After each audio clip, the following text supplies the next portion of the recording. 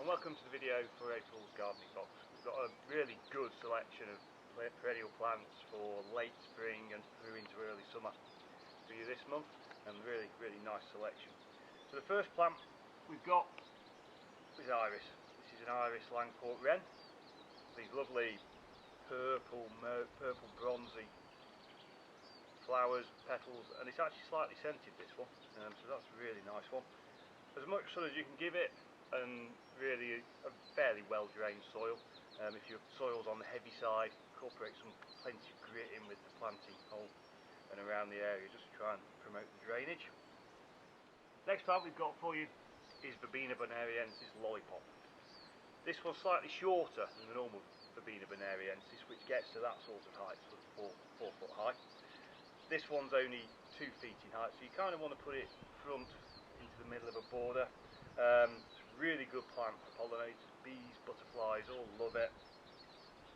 It's sun to partial shade. It does seed itself around, so you might find that it gets itself going throughout the bed, and you just have to weed out the ones you don't want.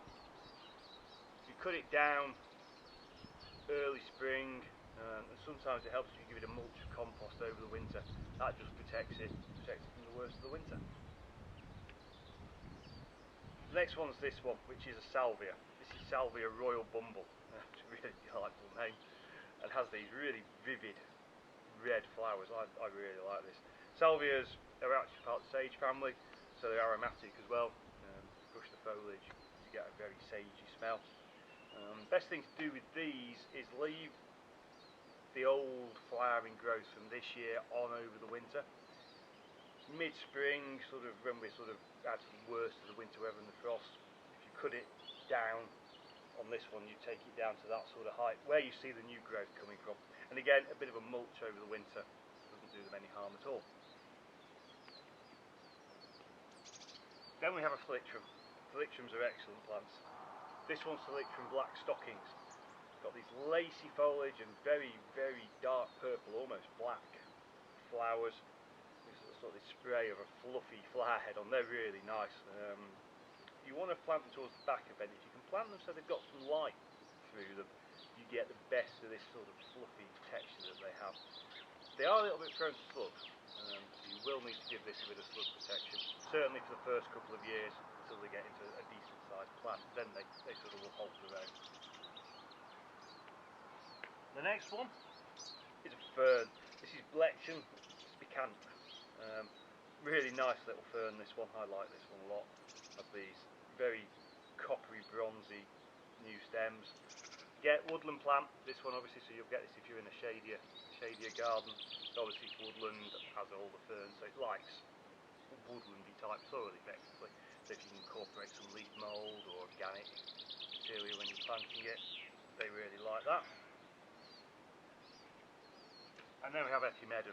This is Epimedum orange conigum. I love Epimedums. They have this bronzy new foliage which appears after the flowers. It's actually finished flowering, this. Flowers usually come February time, and these have these little orange starry flowers. Really nice plant. Makes excellent ground cover. Sort of want to plant it, if you plant it under a deciduous shrub, something like that, it will cover the ground under there quite happily. So it likes partial shade.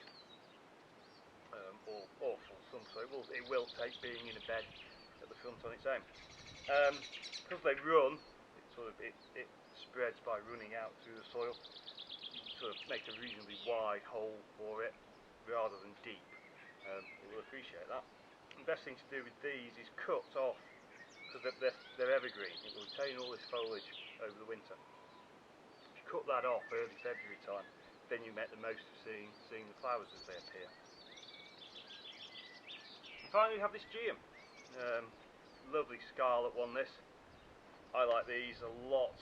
It makes a real impact, and that will flower really from now all the way through summer, these, so they're really good value.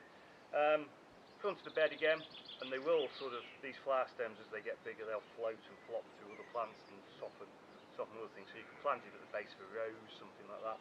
It look really nice. So there we go. Hope you enjoyed this month's selection of plants.